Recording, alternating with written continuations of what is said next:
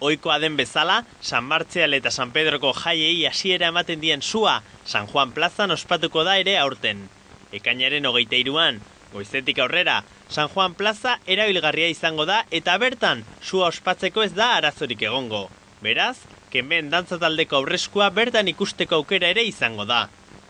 Jai hauetan egoten diren postuek ordea aldaketak izango dituzte. Lehengo urteetan, Luis Mariano plazan egoten ziren, baina aurten iparralde etorbidera mugitu beharko dira. Barrakak fikoan egongo direnez, erabaki honekin hiri guztian zehar festa giroa sortzea espero da. Postuak etorbide osoan zehar kokatuak egongo dira. Iparralde eta beraketa bidegurutzeko zonaldetik Gernikako Arbolako plazaraino. Iparralde etorbidea berez, norabide bakarrekoa izatea aurreikusten da. Hau da, igotzeko soilik. Eta jaitsiera berriz, Beraunen dagoen Francisco Egainza kaletik egin beharko da. Kultura departamentuak, Irungo jaietan postu ezberdinak jartzeko proposamen ugari jaso ditu.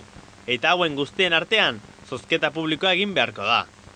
Postuak ekainaren 22 eta 23an muntatuko dira eta uztailaren lehenengo egune arte egongo dira zabalik. Barrakak ere uztailaren lehenengo egune arte egongo dira, eta bihar bertan hasiko dira muntatzen.